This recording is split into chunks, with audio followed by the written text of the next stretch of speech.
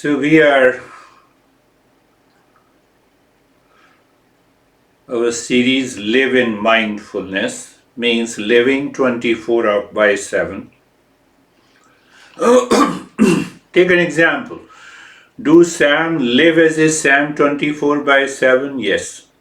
Stephen lives 24/7 as a Stephen? Yes.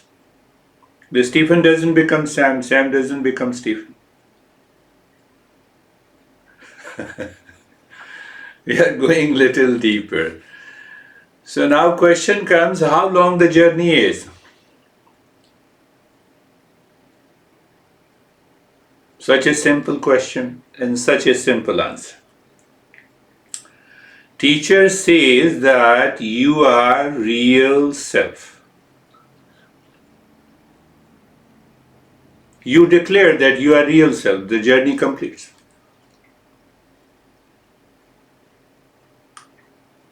Did you get it?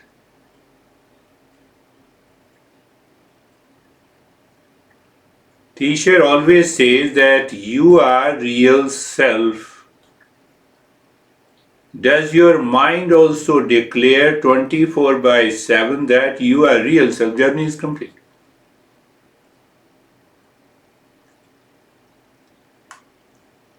Easiest. So if you are the real self, the mind declares you are always in peace, happiness, love, truth, and wisdom. Ignorance is gone. Knowledge is settled.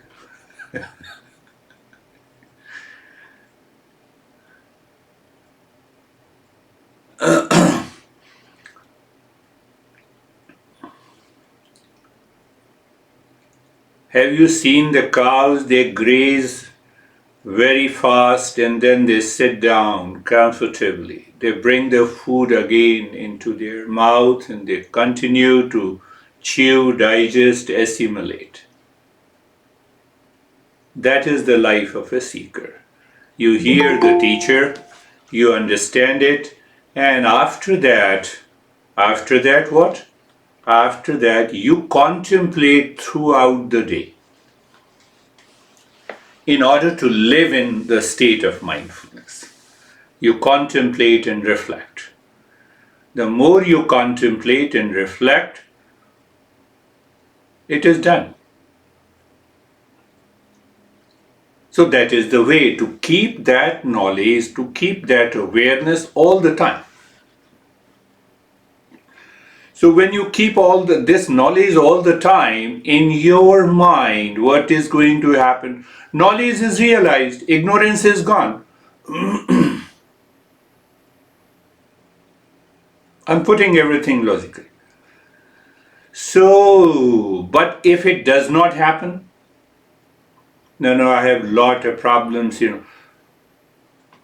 I'm saying it's simple. The journey is complete. When the journey is complete, teacher says you are real self. Does your mind also declares that you are real self? Say yes, journey is complete.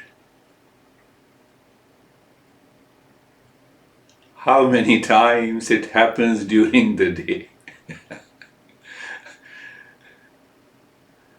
No, I have a problem. Journey is gone. It disappears.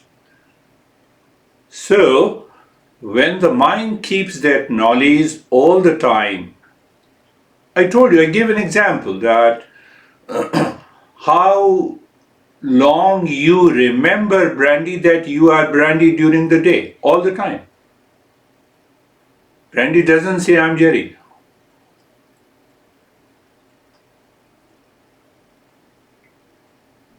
So when the mind lives in that awareness that I am the real self, it is a complete purity of the mind. I'm linking the two. That is the complete purity of the mind. And when there is a complete purity, then it will not run after the world of people, place, locations for peace and happiness. I'm the real self. Finished.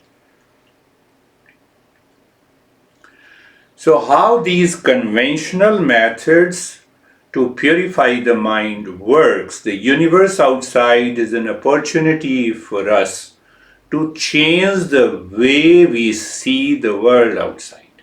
Our perception changes. The world outside is not going to change. It will remain as it is. So what our perception has changed? Our likes and dislikes, our anxiety, our upset, our duality, our conflict, they simply drop. They melt away. In any situation, with anyone, in any relationship. Why doesn't it change? Because of the impurity. So that is one side of the story. And the second side of the story I have discussed a couple of times, that all our achievements, success, prosperity are related to the existence, the world outside, of people, of place. That guy blocked my progress. We never say my body blocked my progress because of wrong eating. So I'm not aware. I'm not contributing. Do you see the beauty of understanding, beauty of the wisdom? We are ready to blame and complain our relations, the people outside, but when we look at the body is not able to make a right effort. Why? Because of my wrongdoing.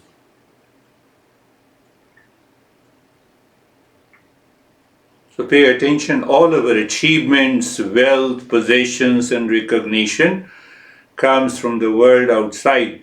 So the conventional methods has one goal. What is that one goal? How to connect consciously, how to contribute, and how to be grateful. Now differentiate the two.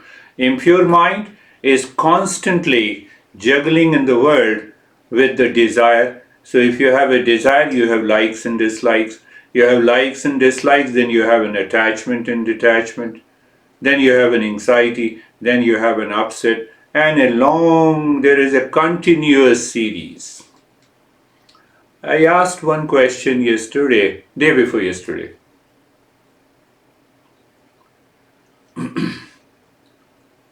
To a person, think of this, that how many times we were anxious, we reacted, we fought, we were in anxiety. How long? How many times? Maybe 1,000 times. Don't we feel bored about it? When there is some event, some food that we keep on eating many a times, that repeat eating causes the boredom. Repeat anxiety does not cause the boredom in your life. We take it for granted. Why we take it for granted? Because of the impurity of the mind. We don't take it for granted. We just simply take it for granted. Oh, there is a lot of stress and suffering in the world. We just take it for granted. Why we take it for granted? Because of the impurity of mind. So what our mind thinks, wishful thinking. Oh, this impurity will go away. I need not to make an effort. That is the way the life is. Eastern wisdom doesn't work for those people.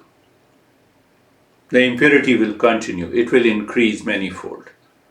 So that is why we have these conventional methods to what is conventional. What when we say it's a traditional, it's a common sense. I tell you, the conventional methods are just a common sense. I see a person who is in, and that causes the anxiety, I change my thinking. There and that. Simple. Normal. It's a common sense approach. In daily living, we do not wait. The moment you wait, the ego builds up, is ready to build up the anxiety, reaction, and duality. So you see not only The conventional methods has an ability to connect consciously, to contribute and being grateful, to participate in every activities, and that changes the life. It's a common sense approach. So when we do not apply the common sense approach, then the ego builds up. We will talk in detail about what exactly is the ego. Our masters have clarified it, how to use that ego and how not to use that ego. But just for the understanding. So it builds a strong ego, and that ego creates a fort around me with a lot of preferences, likes and dislikes, and reaction and anxiety and duality and conflict. They remain accumulated in my mind and they manifest in my day-to-day living, in relationship, in a situation. So that is why I reminded you before also. So the 5 points of change. The effort like a crow, the focus like a crane, the sleep like a dog, and filtering the unwanted and unwanted thoughts in the food.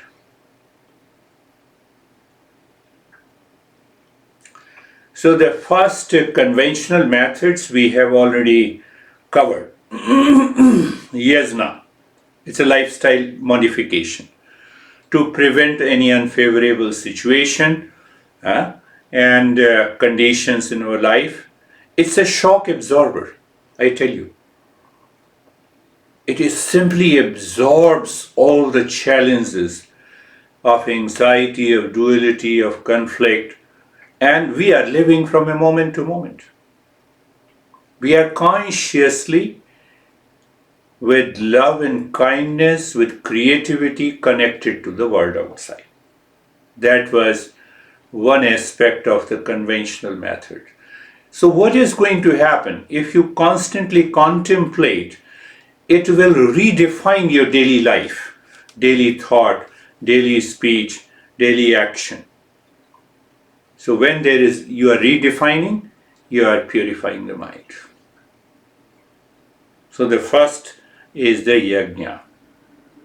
Second is that I covered a little bit of charity. So don't take the charity as you understand it. We will understand the way the master understands. I told you about the master until he lived physically for 53 years. Every year for 3 days, he used to invite more than 300 seekers in the masters, and he used to offer everything. That is one way to give the charity. But the charity in Eastern wisdom has been explained again with reference to connect, contribute, and grateful.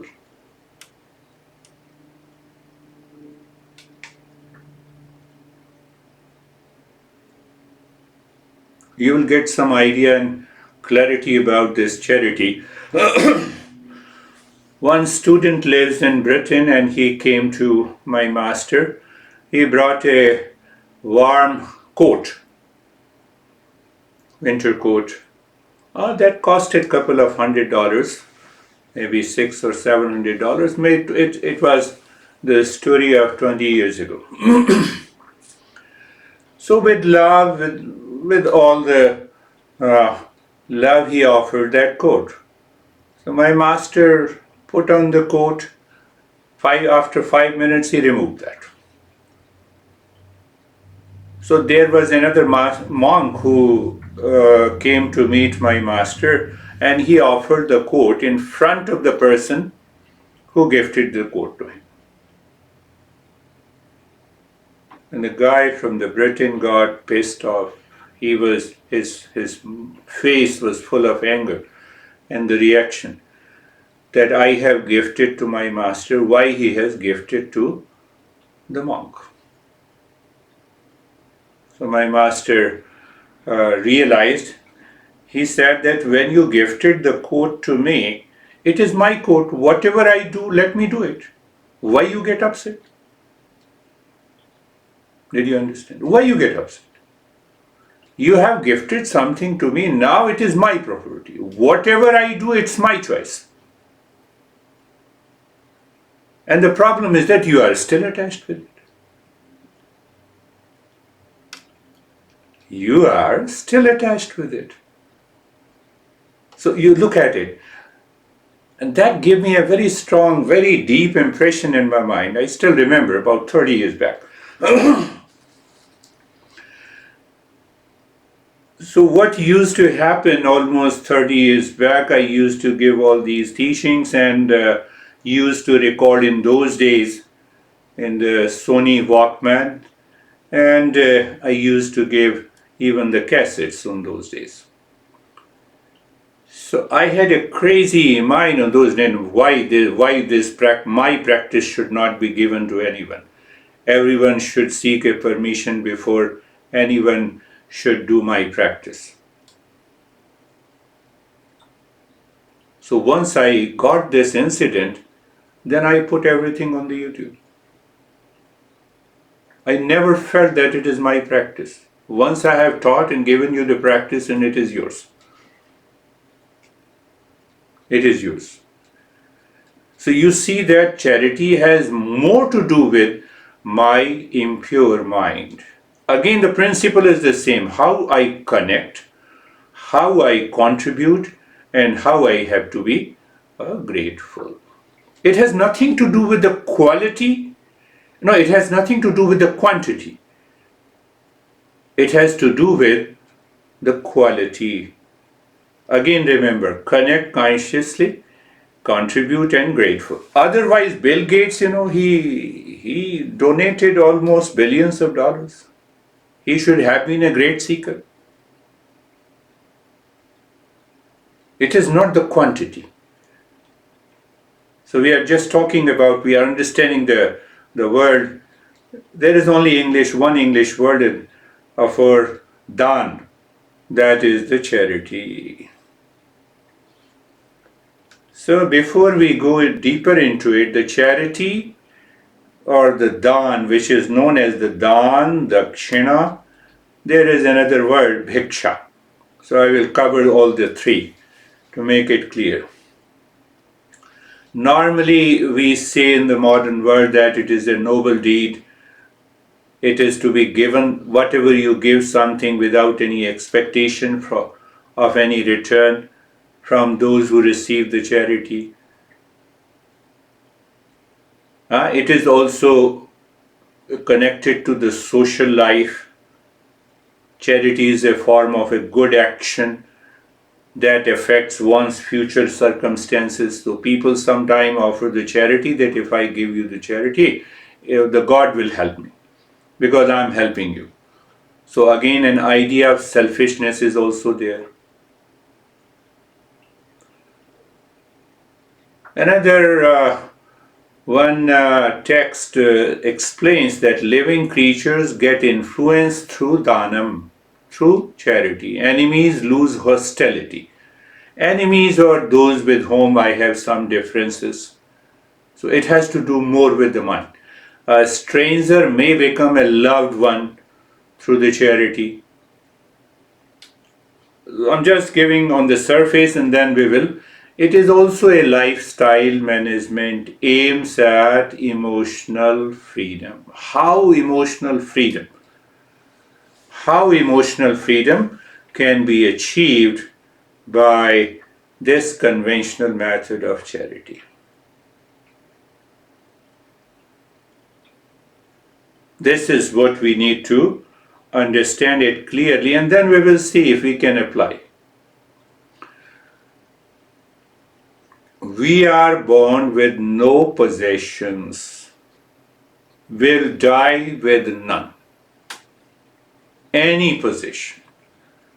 In terms of the wealth, home, clothes, we are born with no possessions at all, and we will die with none. Only when we are born, we continue to live our life, we accumulate those possessions in what we call our life. So if I keep that awareness all the time, it loosens the preferences of likes and dislikes in my mind. Because if likes and dislikes will continue, it will cause the impurity of the mind. The impurity will cause the desire. Desire will lead to delusion. It will build a egoistic life. So it's the entire chain is created. Second benefit, one of the most important benefit, that I don't forget the goal of my life is to evolve and help everyone to evolve.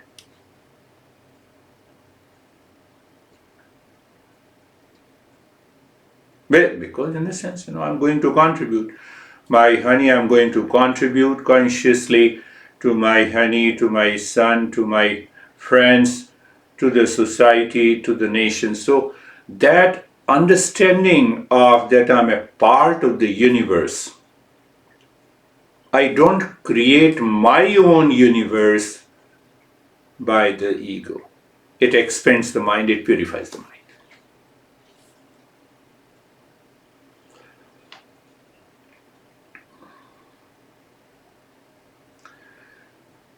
Just, to have a first clear understanding, sometimes people say that we should give food as a charity, money as a charity, medicine as a charity.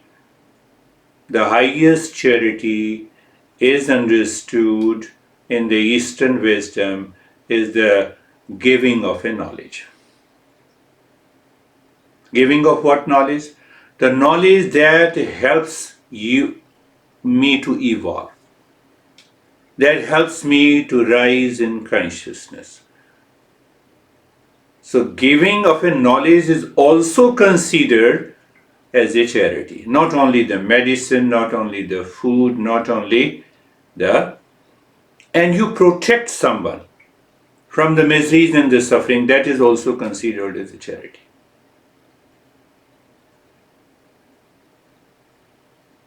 Think again. In a different way, I'm just giving that perspective and then we will go deeper. So why to give charity? To change the mind and purify the mind by generosity. Push the mind to think and reflect on our connection to the people outside, the earth, planet, society and the nation. Why we are doing it? Again, keep your focus there, because we are conventional methods to purify the mind. So how it is going to help me purify the mind? It helps me to expand the mind. It helps me to dissolve the kind of a selfishness. So all contributions in terms of whether physical means or mental and the emotional means, it should help me to bring the emotional freedom. Then only I am doing a charity. It should purify my mind. So I have to constantly think of it, contemplate and reflect.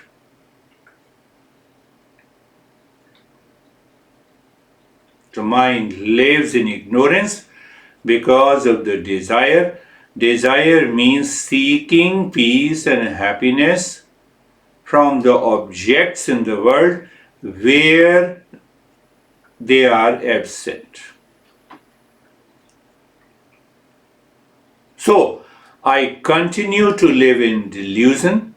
I have to remove that delusion in order to purify the mind. So when the delusion is gone, I purify the mind. We are moving step by. There is a story in Eastern wisdom. You have to symbolically look into it. When I'm close to the death, who is the best friend? A seeker asked, and the master said, charity. When I'm close to the death, who is the best friend? Charity. Then there are different ways of charities also, that we give a land to someone, we give some possessions.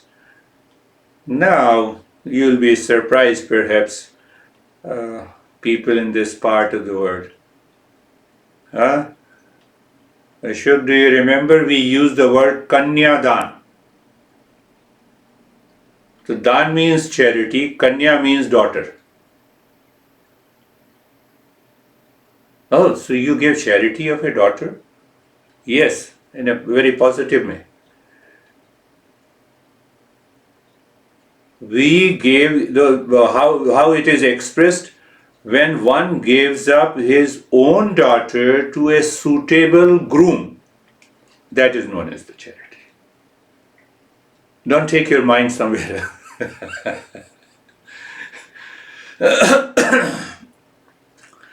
So it is my responsibility. So they have added, these masters have added, it means, if I have a daughter, let me find the right groom, let me check it and understand and offer the daughter to.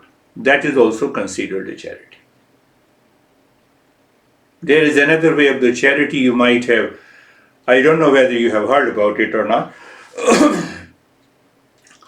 that people donate coins, wealth, equal to the weight of their body. We are just understanding at a primary level and then we will go deeper. And the knowledge I have already given you, the understanding of, perhaps the concept of when someone dies and we do a candle march when some famous people dies, or there is some accident or there is some killings, we lit the candle. So lighting the candle is also considered as a charity. We'll understand. We will have a total perspective about it. I'm just giving you a brief. So first is this kind of the charity. The second charity,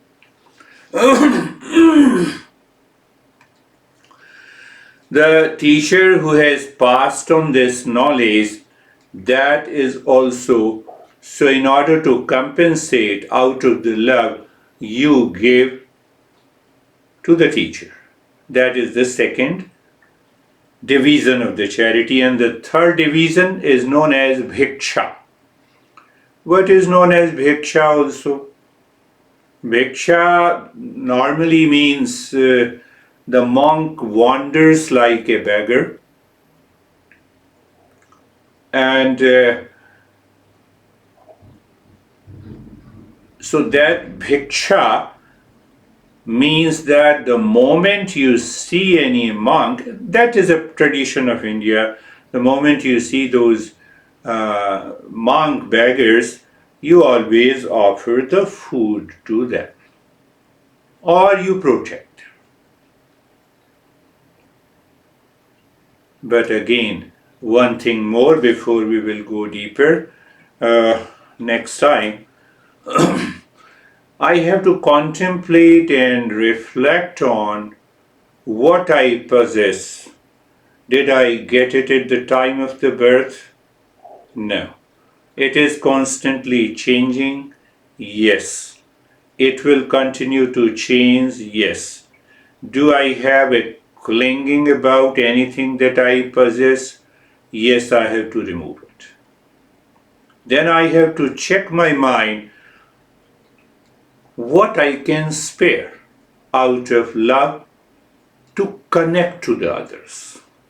That is one way to understand the charity. We will understand it in deeper way. Close your eyes. We will start our journey. Eyes are closed.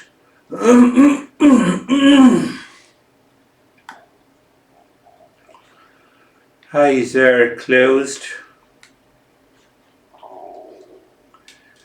If you find some concept and your mind reacts, so first be clear before you can ask me the question. So eyes are closed. First thing, my friends, now we are in a practice position of the body, eyes closed, and I have been repeating. We are following a series, Live in Mindfulness. How fast we are settled in a comfort. That defines the purity of your mind. Think, reflect on. We are still struggling with the body and the thoughts and feeling and images, and your mind has gone somewhere. You're not fully settled. And then we go a little deeper, being comfortable. So you see that from the day one, years back, I still use the word being comfortable is another step. But we go very deep into being comfortable. That is what the knowledge is. Knowledge and the practice should go together. So now see that. Are you able to go deeper? You look at the neck joint. You are there. Means you are aware. So you also experience the sensation, comfort and steadiness. Yes. And after that you go into the space. That space is the lane number 2. Now I'm adding something more. After space, it is lane number 2. You follow the knowledge. Now what about the lane number 2? What about the lane number 1? It is already there. Lane 1, it is there. It is there, but not disturbing you. That is the point. Look at the shoulder joint.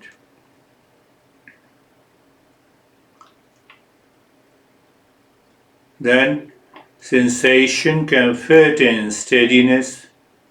After that there is a space. So now after the space you are clear. You are not participating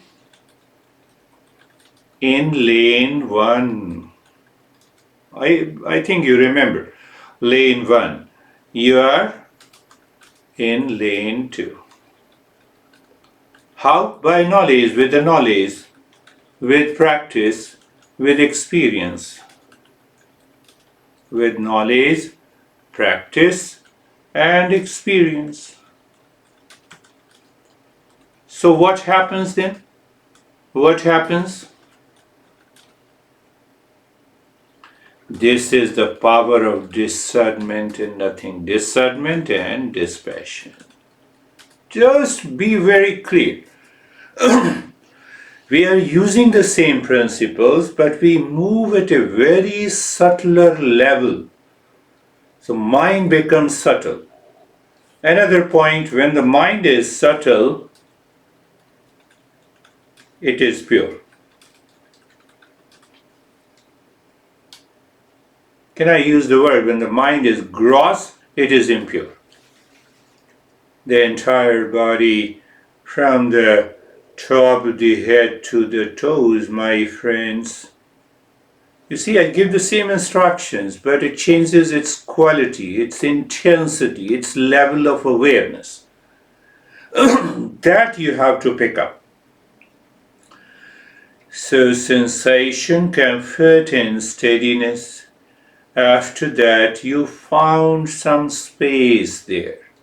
At the same time you also see the lane 1, unwanted, unwelcome thoughts. Let it be. You are not participating there. Let be there. You see, I learned from you, so I'm using the same phrases which you have shared your experiences. So now being carefree. Again in carefree you can use the same. Lane 1, lane 2, lane 3. Now I think you are clear why I used the step being comfortable first and then being carefree. So we put the body in the state of sensation, comfort and steadiness so that the mind becomes subtle. And now when being carefree, lane 1, unwanted, unwelcome thoughts. Very good. You are participating there. Yeah, no, I'm not participating. I'm participating with you, with the knowledge. Oh, knowledge. So let the thought come and go. Now this will work. But when I live in ignorance, the teacher keeps on saying, let the thought come and go. It makes a sense, but it does not change us.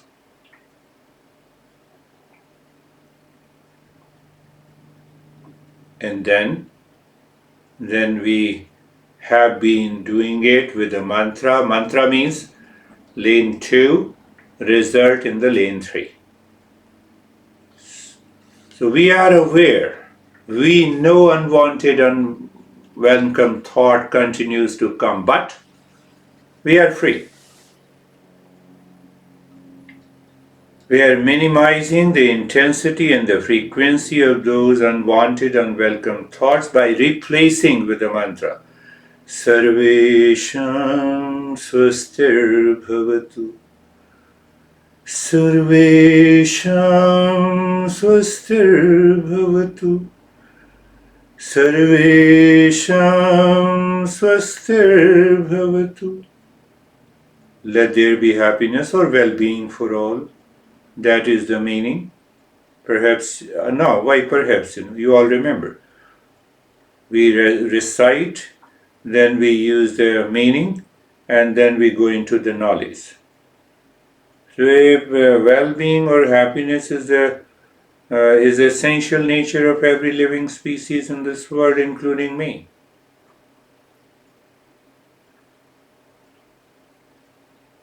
And that is why I am saying it. Essential nature indirectly helps my mind to minimize the occurrence of unwanted, unwelcome thoughts, because the mind starts believing that yes, Sarvesham Shantir Bhavatu, Sarvesham Shantir Bhavatu, Sarvesham Shantir Bhavatu, meaning let there be peace for all. So we convince the mind to remove the impurity that peace is the essential nature of every living species, everyone through their action seeking peace and happiness. What it means? Your honey is angry over you. So your honey is seeking peace by an anger. Why? They have not studied the Eastern wisdom. You have studied it. So your seeking of peace should be different. Your approach should be different. That is the essence of this mantra. Sarvesham Purnam Bhavatu. Sarvesham Purnam Bhavatu. Sarvesham Purnam Bhavatu. Let there be completeness in all, wholeness in all, holiness, there are many words. But if we understand it clearly, it points that I am complete in myself. So do I need to be attached or detached to someone? Look at it. That knowledge lives in the lane number 2, and the mind is prevented not to participate with the lane number 1. And when that is settled, mantra is realized. Sarvesham Mangalam Bhavatu. Sarvesham Mangalam Bhavatu. Sarvesham Mangalam Bhavatu. Auspiciousness.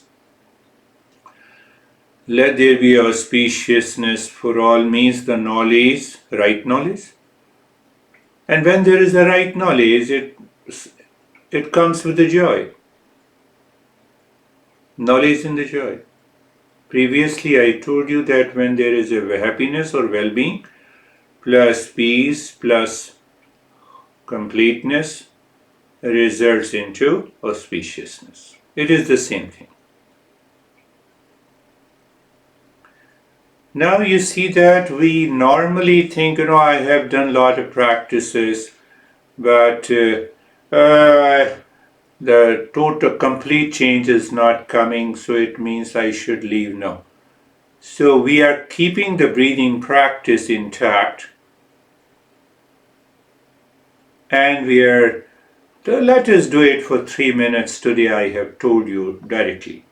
So looking deep inside the forehead, in the space, you start dropping Om Shanti gently there. Body remain in the state of sensation, comfort and steadiness, and start breathing from the chest for 3 minutes. Expansion and contraction of the chest. Focus remain like a crane inside the forehead. Keep on doing Om Shanti.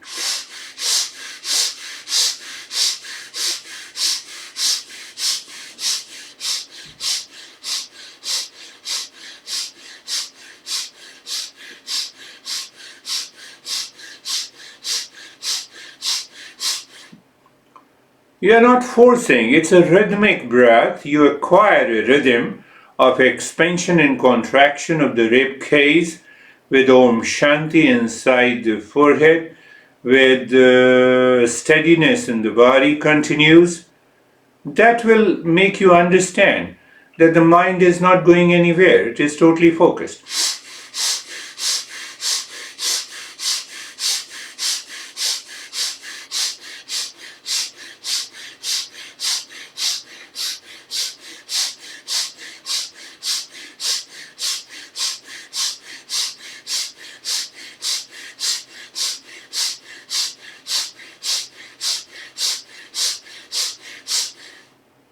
Pay attention, expansion and contraction of the rib cage.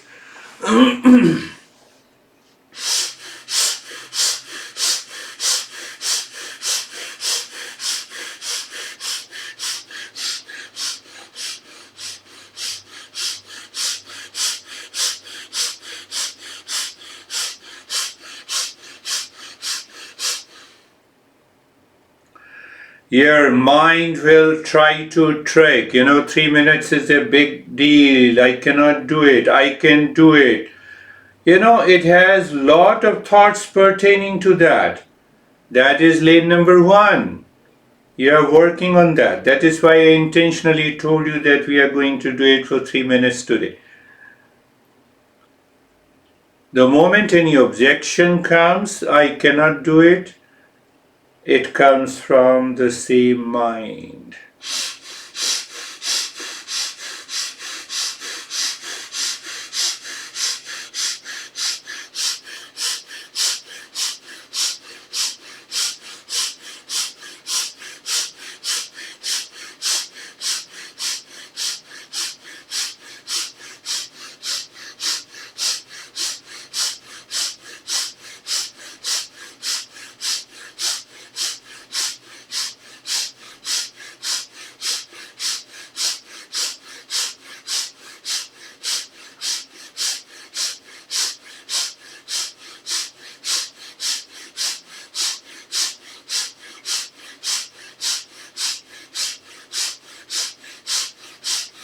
And stop it. Return to the normal breathing. Continue with the Om Shanti and experience the change.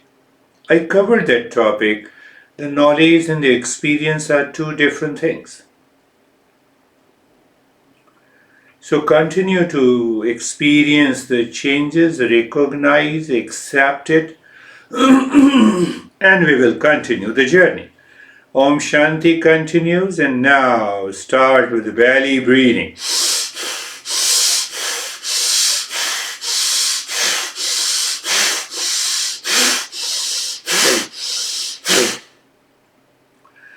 This kind of a breathing, and you engage your belly, and it's a little longer breath. It's a longer breath. Why longer breath? Lower lobes of the lungs are bigger than the upper lobes of the lung. Upper lobes of the lungs, when we inhale and exhale, there is an expansion of the rib cage. So it makes a clear indication if we are breathing into the lower lobes of the lungs, means the belly goes out and goes in.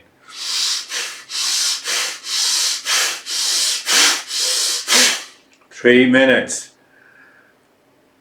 The mind will surely say you no, yes, no, yes. Can you get out of that no and yes? You're getting out of the infinity of the mind. Mind wants to continue with its own habit.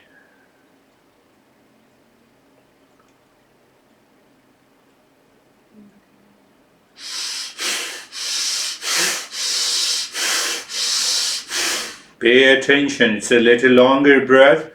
Every time you inhale, expand your belly. Every time you exhale, contract and squeeze your belly.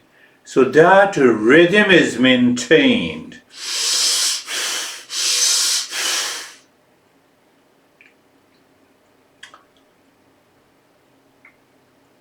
In the beginning, it's not an easy thing to do, but gradually, if you persist, if you are consistent, if you're doing it regularly, you will discover the mind enjoys doing it. But if you follow the mind, means lane number one. Again. Then the knowledge goes in the background and we miss it. Then we have 1,000,000 excuses.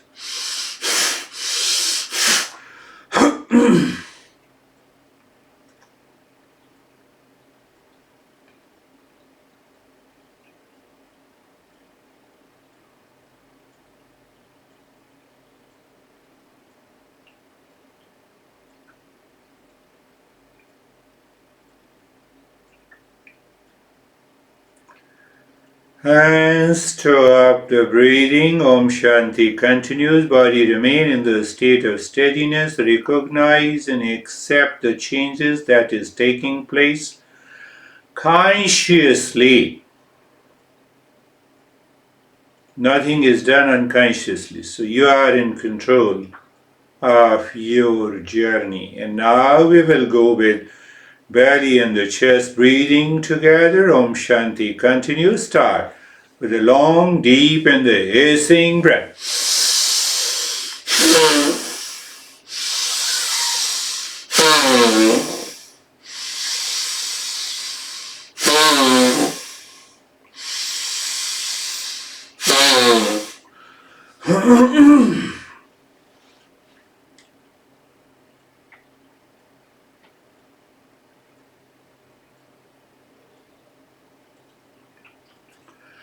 Long, deep and the hissing breath.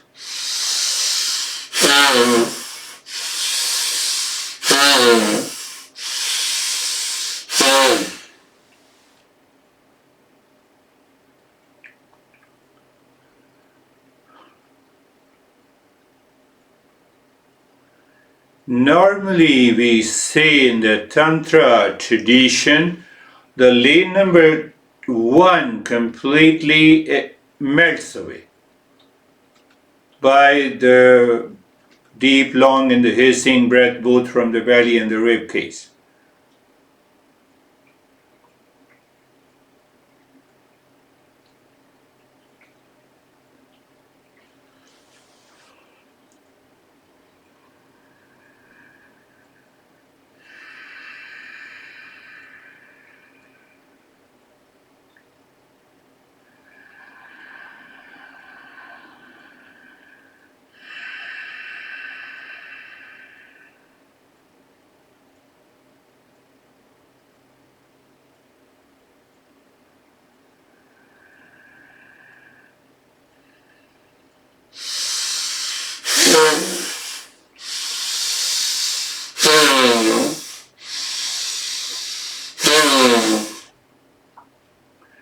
Total expansion and total contraction also means complete inhalation, complete exhalation.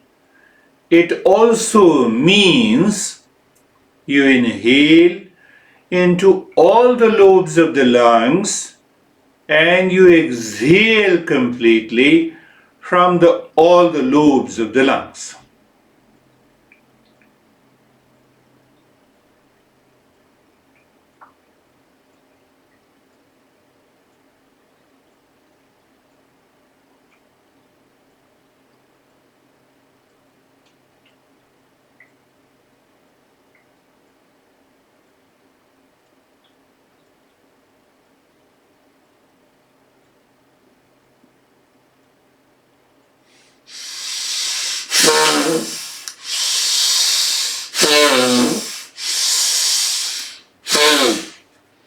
You're conscious first into the belly, the lower lobes, then into the upper lobes. You exhale again from the lower lobes and then the upper lobes.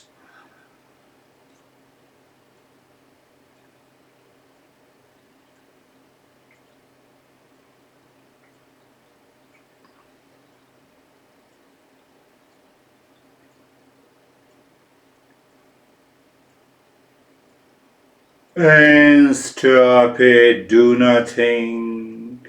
Start with a deep, silent and slow inhalation, moving the mind in the spine with the singing of Om Shanti from the crown of the head to the tailbone. As you exhale, the mind rises with Om Shanti. I believe you remember you say Om, so start singing Om when you inhale, and Shanti ends at the tailbone. During exhalation, Om begins at the tailbone and ends with a. At present, we are fully absorbed into understanding the principles of Eastern wisdom. So don't try to bring in any thought of the pertaining to the science. If we are breathing, more oxygen is absorbed. But our goal is the purity of the mind, my friends. We will talk about that later. Fact is that a couple of research studies says that the peripheral and chemoreceptors are regulated, influenced, controlled. And that has a tremendous effect on the brain. Brain is mechanical mind. So change in attitude. So we may talk later. Continue with a deep, silent and slow breath. Om Shanti singing. Body remain in the state of steadiness.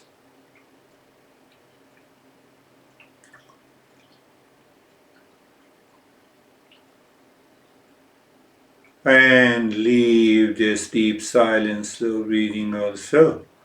Triangle, you already know it. Look the triangle pointing upward in the cave of your heart. And Om Shanti. With Om Shanti, the mind moves on a triangle clockwise and anti-clockwise. To check, now you have taken over the mind. Mind is not working on you. So you check and be aware that it becomes an easy, a play and a fun for you to drop Om Shanti on each side of a triangle, and the mind can continue forever. That kind of an ease is there. What it means is the purity of the mind. And when you feel that, then singing Om, pushing the mind from the center of a triangle in the cave of your heart, mind seemingly stops and you say Shanti. After that, mind says, I will maintain that status quo, that state of emptiness. Oh, yeah, you may have a couple of experiences of vision, colors, but ultimately they will settle down. They will settle down.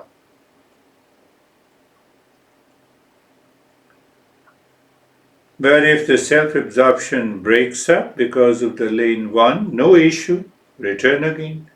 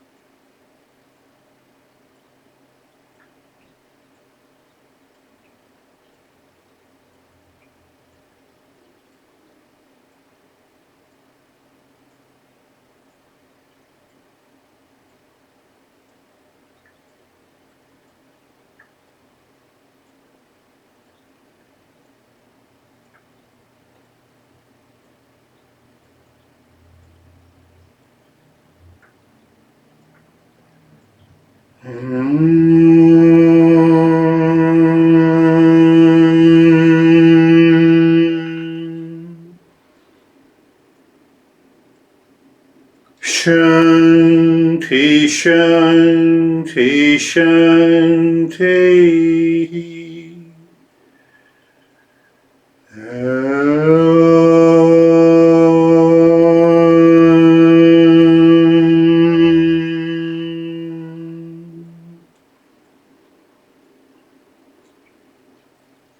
Shanti, Shanti, Shanti.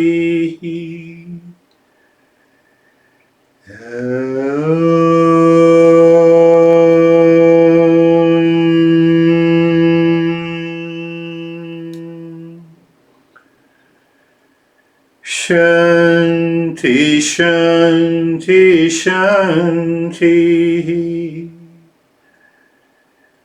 Bring your awareness on the right hand, your awareness on the left hand.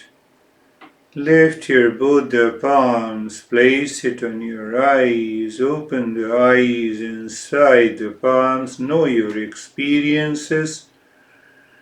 We will share our experiences and bring the hands down. How are you, Stephen? Good. Thank you. I'm living wisely. Good. That I could definitely say. During the meditation, it was. I'm having a hard time explaining it because it was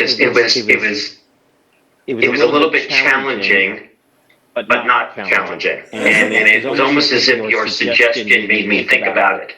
Going through the breathing, and my mind is saying, "Do you really want to be doing this breathing?"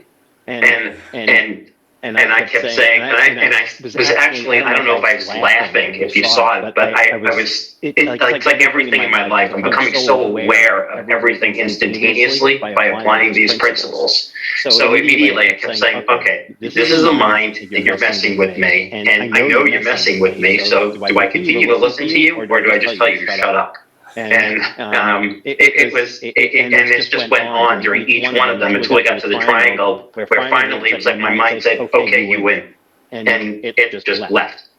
And I found it to be funny throughout the entire meditation. So Yes, meditation should be funny and easy. And one thing that you said is wonderful. You said that I'm living wisely. Can everyone declare this, that I'm also living wisely? The thing changes.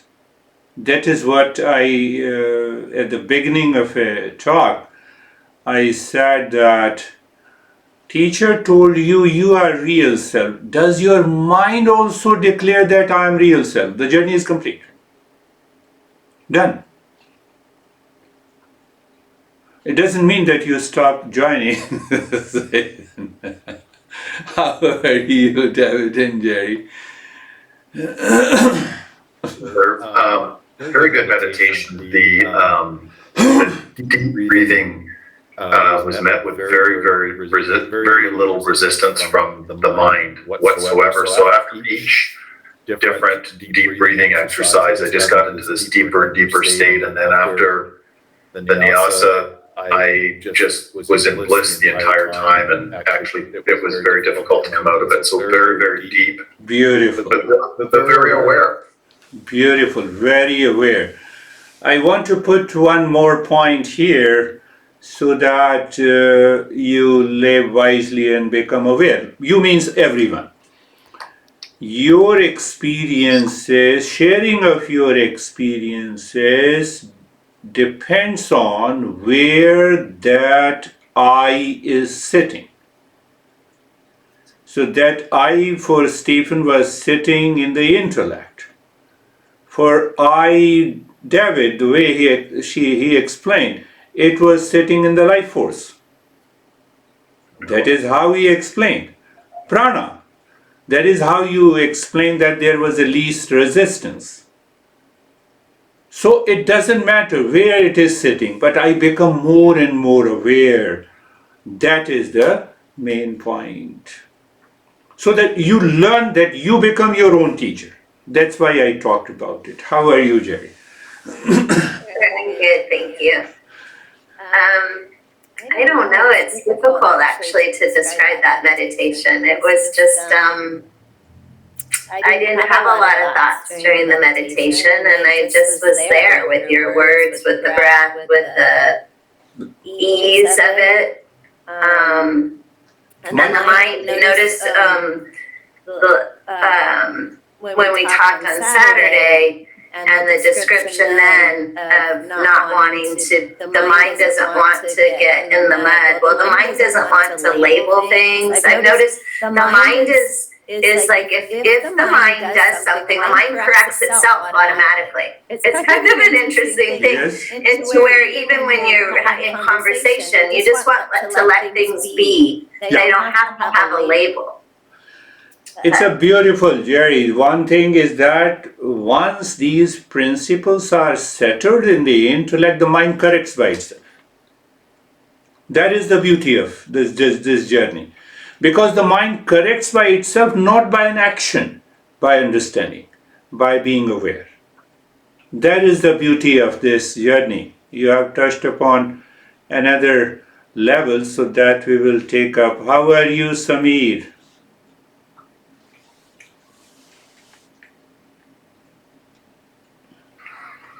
Sir, it was very deep. My eyes were totally wet when I opened after the meditation. I didn't realize during the meditation, but it was inside. I was totally didn't move, and it was Very good. The mind was, that eye was sitting in the body. You see that wet eye, it has to pertain. So the more and more we become aware where this eye is sitting, and then we will find out who is this eye.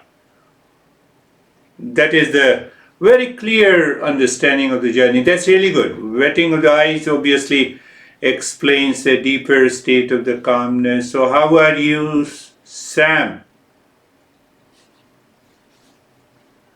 Good. I had a very easy time with the breathing today, but had a moment during the triangle. I was so absorbed, I forgot to breathe, and I had to catch myself. I had to catch my breath for a second, but I was very absorbed.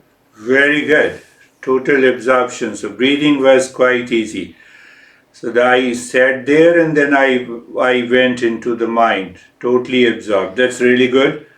Very good. So, Brandy, how are you?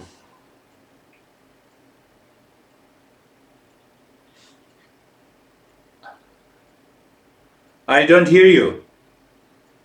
Oh, but I can see through your smile. Yeah, that's good. Ashok, how are you?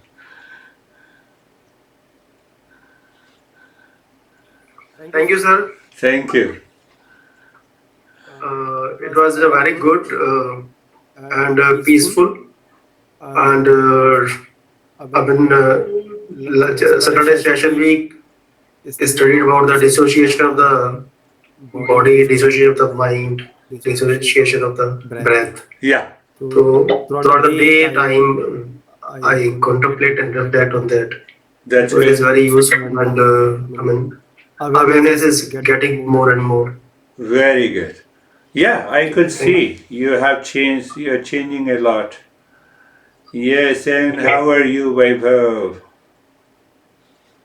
We have done everyone. Yeah, Teddy is not here. Yes. Oh no. Thank you, sir. Sir, it was good. I was totally absorbed. It was very smooth.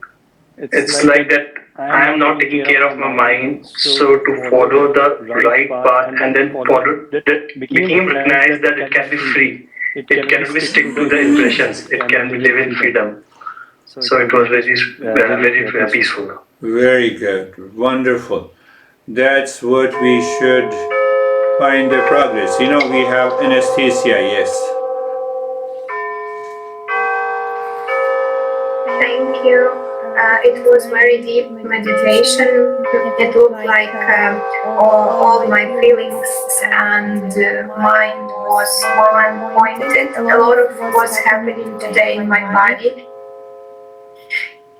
Even my teeth were shaking during breathing, but I was focused on one point, and this time it was so easy to be focused and on this emptiness. And I've noticed that I caught up feelings like in a childhood, early childhood, when I was a little child. I felt like an Alice in Wonderland, weeds and flowers are big and everything is unknown and you don't understand the world, but you just feel it and you're grateful and with love and peace. So such feelings.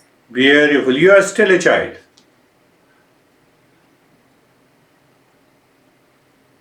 Now I said this, now I'm going to say, we all are still a child. Then how come? Because what prevents me to remain as a child? Layer number one.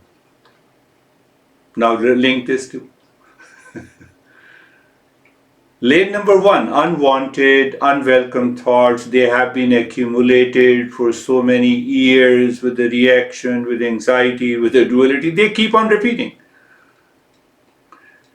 If we remove the lane number 1, we are still a child. But that's really, that's another way to put it. That's so wonderful. So remember this, what I said. Teacher said you are real self. Does your mind also declare that I am real self? If you say yes, how your mind dare to go into anxiety, reaction, anger, hesitation? I believe you got it. The message that I want to convey. That is all for today. Thank you very much. We'll meet again. No, thank you, sir. Namaste, everyone. Thank you, sir. Namaste. Namaste.